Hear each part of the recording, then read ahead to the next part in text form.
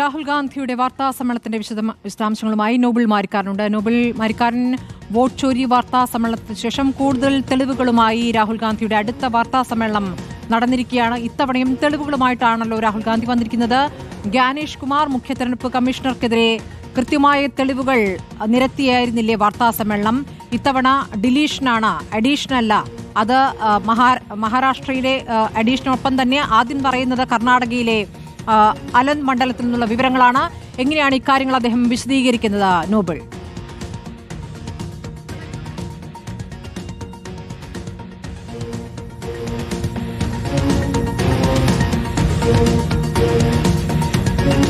കേന്ദ്ര തെരഞ്ഞെടുപ്പ് കമ്മീഷണർ ജ്ഞാനേഷ് കുമാറിനെതിരെ വലിയ ആരോപണങ്ങളാണ് എന്താണെങ്കിലും രാഹുൽ ഗാന്ധി ഇന്നിപ്പോൾ വാർത്താ സമ്മേളനത്തിൽ ഉന്നയിച്ചിരിക്കുന്നത്. കാരണം ഈ വോട്ട് കൊള്ളയ്ക്ക് അദ്ദേഹം കൂട്ടുനിൽക്കുകയാണ്. ആരാണ് വോട്ട് കൊള്ള നടത്തുന്നത് എന്നടക്കമുള്ള കാര്യങ്ങൾ കൃത്യമായി തന്നെ അദ്ദേഹത്തിന് അറിയാം. അതിന്റെ വിശദാംശങ്ങൾ അദ്ദേഹം കൈമാറാൻ തയ്യാറാകുന്നില്ല. അത് മാത്രമല്ല, ഇന്നിപ്പോൾ കർണാടകയിലെയും മഹാരാഷ്ട്രയിലെയും ഓരോ മണ്ഡലങ്ങൾ കാണിച്ചുകൊണ്ടാണ് രാഹുൽ ഗാന്ധി ഇതിലെ കൃത്യമായ പൊള്ളത്തരം വ്യക്തമാക്കുന്നത്. അതായത് ഒരു കേന്ദ്രീകൃത സംവിധാനം ഉപയോഗിച്ചുകൊണ്ട് വ്യാജ മൊബൈൽ നമ്പറുകൾ അതോടൊപ്പം മറ്റ് ഡിവൈസുകൾ എല്ലാം ഉപയോഗിച്ചുകൊണ്ട് വോട്ടുകൾ വെട്ടുകയും അതോടൊപ്പം തന്നെ വോട്ടുകൾ കൂട്ടിച്ചേർക്കുകയും ചെയ്യുന്നു എന്നാണ് രാഹുൽ ഗാന്ധി വ്യക്തമാക്കുന്നത്. ഒന്ന് കർണാടകയിലെ അലന്ദ് മണ്ഡലത്തിലെ കാര്യമാണ് അദ്ദേഹം വ്യക്തമാക്കുന്നത്. അവിടെ 6018 വോട്ടുകൾ വെട്ടി. ഒരു ബൂത്ത് ഏജന്റിന്റെ ബന്ധുവിന്റെ വോട്ട് വെട്ടിയപ്പോഴാണ് ശ്രദ്ധയിൽപ്പെടുന്നത്. പിന്നീട് അന്വേഷിച്ചപ്പോൾ പലരുടെയും നമ്പറുകൾ, പ്രത്യേകിച്ച് കർണാടകയ്ക്ക് പുറത്തുള്ള രാജ്യത്തിന്റെ പല ഭാഗങ്ങളിലുള്ള നമ്പറുകൾ ഉപയോഗിച്ചുകൊണ്ട് വോട്ടുകൾ അവിടെ വെട്ടുന്ന സാഹചര്യമാണ് ഉണ്ടായത്. അത്തരത്തിൽ അതായത് കോൺഗ്രസിന് പ്രാധാന്യമുള്ള, കോൺഗ്രസിന് ലീഡ് ചെയ്യാൻ കഴിയുന്ന സ്ഥലങ്ങളിലെ വോട്ടുകൾ വെട്ടി എന്നാണ് രാഹുൽ ഗാന്ധി ഇതിൽ ആരോപണം ഉന്നയിക്കുന്നത്. ഇതൊരു കേന്ദ്രീകൃത സംവിധാനത്തിൽ, അതായത് ഒരുപക്ഷെ രാജ്യത്തിന്റെ ഏതെങ്കിലും ഒരു പ്രത്യേക സെന്ററിൽ ഇരുന്നു കൊണ്ടോ അല്ലെങ്കിൽ അത്തരത്തിലൊരു സംവിധാനത്തിൽ ഇരുന്നു കൊണ്ട്, ഒരു കേന്ദ്രീകൃത സംവിധാനത്തിൽ നിന്നുകൊണ്ടാണ് ഇത് ചെയ്തിരിക്കുന്നത് എന്ന് രാഹുൽ ഗാന്ധി കൃത്യമായി തന്നെ വ്യക്തമാക്കുന്നു. തന്റെ പക്കൽ ഇതുമായി ബന്ധപ്പെട്ട 100% തെളിവുകൾ ഉള്ളതുകൊണ്ട് തന്നെയാണ് ഇക്കാര്യങ്ങൾ പറയുന്നത് എന്നാണ് രാഹുൽ ഗാന്ധി പറയുന്നത്. അത് മാത്രമല്ല, ഈ സംഭവവുമായി ബന്ധപ്പെട്ട് കർണാടകയിലെ ഈ അവരുടെ ഫോൺ നമ്പറുകളും ഈ വാർത്താ സമ്മേളനത്തിൽ രാഹുൽ പ്രദർശിപ്പിക്കുകയാണല്ലോ. ഈ ഫോൺ നമ്പറുകളെല്ലാം ഔട്ട് ഓഫ് സ്റ്റേറ്റ് ആണ്, മറ്റ് സംസ്ഥാനങ്ങളിൽ നിന്നുള്ളതാണ് എന്നല്ലേ തെളിയുന്നത്? ആ നമ്പറുകൾ നോക്കി ഏതൊക്കെ സംസ്ഥാനങ്ങൾ എന്നതും അറിയേണ്ടതുണ്ട്. ഇതൊന്നും തന്നെ കർണാടകയിൽ നിന്നായിരുന്നില്ല എന്ന് തെളിയുന്നു, അല്ലേ?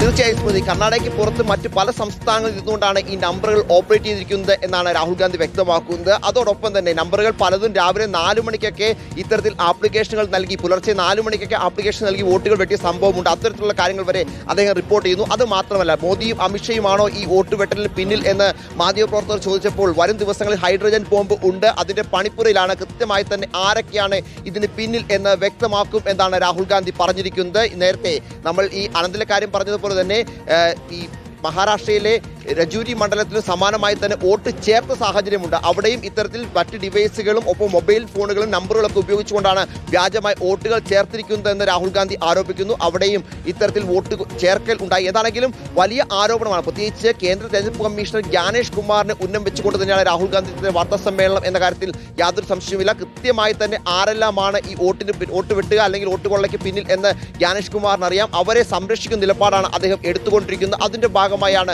തെളിവുകളടക്കം നൽകാത്തത്. പ്രത്യേകിച്ച് കർണാടക CID ചോദിച്ചിരിക്കുന്ന ചോദ്യങ്ങൾക്ക് ഒരാഴ്ചയ്ക്കുള്ളിൽ മറുപടി നൽകണം എന്നാണ് രാഹുൽ ഗാന്ധി തെരഞ്ഞെടുപ്പ് കമ്മീഷനോട് വ്യക്തമാക്കിയിരിക്കുന്നത്. അതല്ലെങ്കിൽ ഇത്തരത്തിൽ നടക്കുന്ന ഈ വ്യാജ പ്രചരണങ്ങൾക്കും വ്യാജ കള്ളവോട്ടുകൾക്കും ഒപ്പം വോട്ട് കൊള്ളയ്ക്കും എല്ലാം തെരഞ്ഞെടുപ്പ് കമ്മീഷൻ കൂട്ടുനിൽക്കുന്നു എന്ന് കൃത്യമായി തന്നെ വെളിവാകും എന്നും രാഹുൽ ഗാന്ധി പറയുന്നു. അതാണെങ്കിൽ രാഹുൽ ഗാന്ധിയുടെ പ്രധാനപ്പെട്ട വോട്ട് കൊള്ളയുമായി ബന്ധപ്പെട്ട രണ്ടാമത്തെ വാർത്താ സമ്മേളനമാണ് ഇന്നിപ്പോൾ നടന്നിരിക്കുന്നത്. 2 വാർത്താ സമ്മേളനങ്ങളിൽ രാഹുൽ ഗാന്ധി കൃത്യമായ കണക്കുകളുടെയും കൃത്യമായ വിവരങ്ങളുടെയും അടിസ്ഥാനത്തിൽ തെരഞ്ഞെടുപ്പ് കമ്മീഷനെയും ഒപ്പം കേന്ദ്ര സർക്കാരിനെയൊക്കെ കൃത്യമായി സംശയത്തിന് നിലയിൽ നിർത്തിക്കൊണ്ട് തന്നെയാണ് വാർത്താ സമ്മേളനം മുന്നോട്ട് കൊണ്ടുപോയത്. വരും ദിവസങ്ങളിൽ പ്രത്യേകിച്ച് തെളിവുമായിട്ടാണ് ഇത്തവണ വാർത്താ സമ്മേളനത്തിൽ രാഹുൽ ഗാന്ധി എത്തിയിരിക്കുന്നത്. മാധ്യമപ്രവർത്തകരുടെ ചോദ്യങ്ങൾക്കും ഉത്തരം നൽകിയിരിക്കുന്നത് എന്റെ ജോലിയല്ല എന്നാണ് ഒരു മാധ്യമപ്രവർത്തകന്റെ ചോദ്യത്തിന് മറുപടിയായി പറഞ്ഞത്. എന്റെ ജോലിയല്ല, ഞാൻ പ്രതിപക്ഷ നേതാവാണ്, ജനാധിപത്യത്തെ സംരക്ഷിക്കേണ്ടത് ഭരണത്തിലിരിക്കുന്നവരാണ്, ആ സംവിധാനം അത് ആ രൂപത്തിൽ പ്രവർത്തിക്കുന്നില്ല എന്നുള്ളതാണ് അദ്ദേഹം ചൂണ്ടിക്കാണിക്കുന്നത്. അതുകൊണ്ട് ആ കടമ താൻ നിറവേറ്റുന്നു എന്നാണ് അദ്ദേഹം പറഞ്ഞിരിക്കുന്നത്.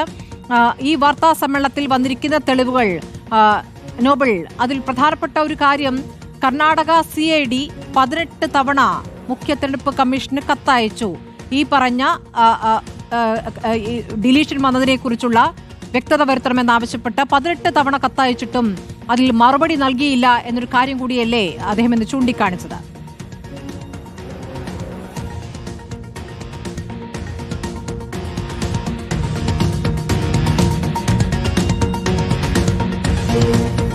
തീർച്ചയായും ഈ കർണാടകയിലെ വോട്ട് കൊള്ളയുമായി ബന്ധപ്പെട്ട് അവിടെ FIR CID Karnataka CID register ചെയ്തിട്ടുണ്ട്. അതിന്റെ അടിസ്ഥാനത്തിൽ അവർ തെരഞ്ഞെടുപ്പ് കമ്മീഷനോട് 18 മാസത്തിനുള്ളിൽ 18 കത്തുകൾ, അവസാനത്തെ കത്ത് കഴിഞ്ഞ സെപ്റ്റംബറിലാണ് അയച്ചത്. അത്തരത്തിൽ 18 കത്തുകൾ അയച്ചു. ഈ കത്തുകളിൽ ആവശ്യപ്പെട്ടത് ഒന്ന് IP അഡ്രസ്, അതോടൊപ്പം തന്നെ ഈ ഡിവൈസുകൾ എവിടെ നിന്നാണ് ഓപ്പറേറ്റ് ചെയ്തത്, അതോടൊപ്പം OTP ഡീറ്റെയിൽസ് എങ്ങനെ ലഭിച്ചു എന്നടക്കമുള്ള വിശദാംശങ്ങൾ നൽകണം എന്നായിരുന്നു ഈ കത്തുകളിലെ പ്രധാനപ്പെട്ട ആവശ്യങ്ങൾ. ഈ 18 തവണ കത്തയച്ചിട്ടും അതിലൊരു തീരുമാനം ഉണ്ടായില്ല. പ്രത്യേകിച്ച് ഏറ്റവും ഒടുവിൽ സംസ്ഥാന തെരഞ്ഞെടുപ്പ് കമ്മീഷൻ ഇതുമായി ബന്ധപ്പെട്ട് കേന്ദ്ര തെരഞ്ഞെടുപ്പ് കമ്മീഷനോട് ഈ വിവരം കൈമാറാൻ കഴിയുമോ എന്ന് ചോദിച്ചു എന്നാണ് രാഹുൽ ഗാന്ധി വ്യക്തമാക്കുന്നത്. എന്നിട്ടും കൈമാറാൻ ഇതുവരെ തെരഞ്ഞെടുപ്പ് കമ്മീഷന് കഴിഞ്ഞിട്ടില്ല. അതായത് കൃത്യമായ കള്ളത്തരം ഉള്ളത് കൊണ്ടാണ് ഈ വിവരങ്ങൾ കൈമാറാത്തത്. എവിടെയാണ് ഇത്തരത്തിൽ കേന്ദ്രീകൃതമായ ഒരു സംവിധാനം പ്രവർത്തിച്ചുകൊണ്ട് വോട്ടുകൾ നടത്തുന്നത് എന്ന് കേന്ദ്ര തെരഞ്ഞെടുപ്പ് കമ്മീഷൻ മുഖ്യ തെരഞ്ഞെടുപ്പ് കമ്മീഷണർക്ക് അറിയാവുന്ന സാഹചര്യമുണ്ട്, ജ്ഞാനേഷ് കുമാറിന് അറിയാവുന്ന സാഹചര്യമുണ്ട്. അതുകൊണ്ടൊക്കെയാണ് ഈ വിവരങ്ങൾ കൈമാറാത്തതെന്ന് കൃത്യമായി തന്നെ രാഹുൽ ഗാന്ധി വ്യക്തമാക്കുന്നു.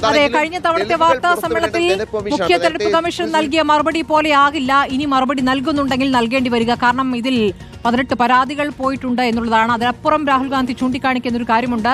തെരഞ്ഞെടുപ്പ് കമ്മീഷനകത്തുനിന്ന് തന്നെ ഞങ്ങൾക്കിപ്പോൾ ഇതാ വിവരങ്ങൾ ലഭിക്കുന്നു. നേരത്തെ അത് ലഭിച്ചിരുന്നില്ല, ഇപ്പോൾ തരാൻ തുടങ്ങിയിരിക്കുന്നു. അതായത് ജനാധിപത്യത്തെ സംരക്ഷിക്കേണ്ടതുണ്ട് എന്ന ബോധ്യം തെരഞ്ഞെടുപ്പ് കമ്മീഷനകത്തുനിന്ന് തന്നെ ആളുകൾക്ക് തോന്നി തുടങ്ങിയിരിക്കുന്നു. അവർ തന്നെ വിവരങ്ങൾ നൽകുന്നു എന്ന പ്രധാനപ്പെട്ട കാര്യം കൂടി അദ്ദേഹം ചൂണ്ടിക്കാണിക്കുന്നു. എങ്ങനെ ഈ കൊള്ളയിലേക്ക് വെളിച്ചം വീശുന്ന വിവരങ്ങൾ എത്തി എന്നുള്ളതും അദ്ദേഹം പറഞ്ഞു തുടങ്ങുന്നുണ്ട്. അലന്തിൽ എത്ര വോട്ടുകൾ വെട്ടി എന്നതിന് തെളിവില്ല, പക്ഷേ തെളിയുന്നത് എത്രയാണ്? 6018 വോട്ടുകൾ വെട്ടിയത് പിടികൂടപ്പെട്ടിരിക്കുന്നു. എല്ലാ കുറ്റകൃത്യങ്ങളും കണ്ടെത്തുന്ന പോലെ തന്നെ അതും യാദൃശ്ചികമായി കണ്ടെത്തിയതാണെന്നാണ് രാഹുൽ ഗാന്ധി പറയുന്നത്. അമ്മാവന്റെ വോട്ട് വെട്ടിയെന്നൊരു ബൂത്ത് ലെവൽ ഓഫീസർ ശ്രദ്ധിക്കുകയാണ്. അതാരാണ് അമ്മാവന്റെ വോട്ട് വെട്ടിയതെന്ന് പരിശോധിച്ചു. അപ്പോൾ അയൽക്കാരനാണ് വോട്ട് വെട്ടിയത് എന്ന് അപേക്ഷ നൽകിയതെന്ന് മനസ്സിലാവുന്നു. പക്ഷേ അയൽക്കാരനോട് ചോദിക്കുമ്പോൾ അയാൾ പറയുന്നു, ഞാൻ അങ്ങനെ ചെയ്തിട്ടില്ല, എനിക്കതേക്കുറിച്ച് അറിയില്ല എന്ന്. അപ്പോൾ പേര് വെട്ടപ്പെട്ട ആളോ പേര് വെട്ടണമെന്ന് അപേക്ഷ നൽകിയ ആളോ അറിയാതെ കേന്ദ്രീകൃതമായി മറ്റേതോ സ്ഥലത്ത് നിന്നും ഇത് ഓപ്പറേറ്റ് ചെയ്യുന്നു എന്നുള്ളതാണ് രാഹുൽ ഗാന്ധി ഇന്ന് ചൂണ്ടിക്കാണിക്കുന്നത്. ആ അന്വേഷണമാണ് ഈ വലിയ കണക്കിലേക്ക് 6018 എന്ന കണക്കിലേക്ക് എത്തിച്ചത് എന്നല്ലേ രാഹുൽ ഗാന്ധി പറയുന്നത്? നോബൽ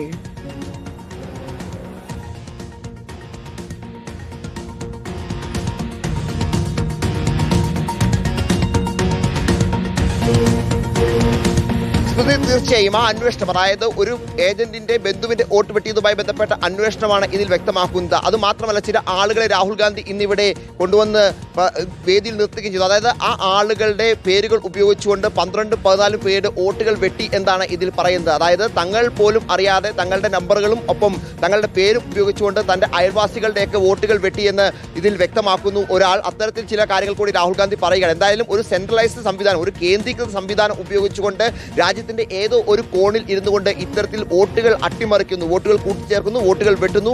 അത്തരത്തിൽ വലിയ നടപടികൾ നടക്കുന്നു. അതെല്ലാം കോൺഗ്രസിനും പ്രതിപക്ഷത്തിനും എതിരായി കൃത്യമായി ഓപ്പറേറ്റ് ചെയ്യുന്നു. കൃത്യമായി തന്നെ അതിൽ നമുക്ക് ഊഹിക്കാം BJP ആണ് ഇതിൽ പിന്നിൽ നിന്നാണ് രാഹുൽ ഗാന്ധി പറഞ്ഞു വെക്കുന്നത്.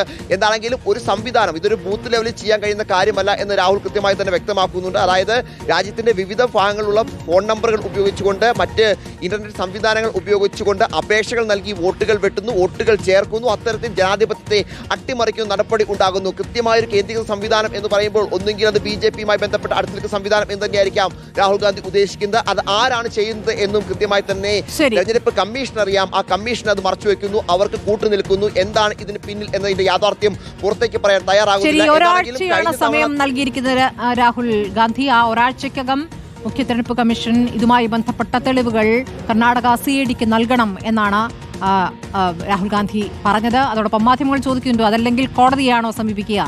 അങ്ങനെ ഒരു ഉദ്ദേശമില്ല എന്ന് കൂടിയാണ് പറയുന്നത്. കോടതിയെ സമീപിച്ച് കാര്യങ്ങൾ വൈകിയല്ല, ജനങ്ങളിലേക്ക് സത്യം കാണിച്ചുകൊണ്ട് പുറത്തു വരിക എന്നതാണ് തന്റെ രീതി എന്ന് രാഹുൽ പറയുന്നു. അടുത്തത് ഹൈഡ്രജൻ ബോംബാണ്, കാത്തിരിക്കുക എന്നാണ് രാഹുൽ പറയുന്നത്.